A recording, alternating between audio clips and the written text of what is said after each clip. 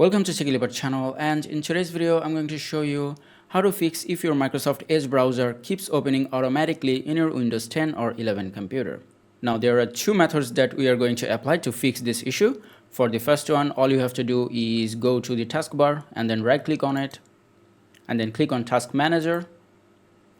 Now if you see the Task Manager like this, all you need to do is click on this arrow and that will expand the view.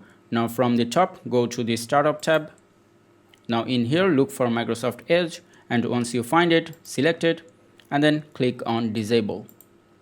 And what we have done here is disable Microsoft Edge from Startup.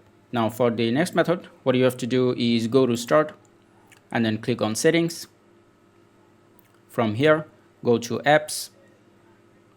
Now from the left, click on Default Apps and then scroll down a bit. And once you get to web browser, click on Microsoft Edge and then select any other browser such as Google Chrome. So I'll just select Google Chrome and then click on Switch Anyway, and that should fix the issue. And that is how you can fix the problem of Microsoft Edge opening up on startup or opening up randomly in your Windows computer. I hope this video was helpful. If it was, please give it a thumbs up and don't forget to subscribe.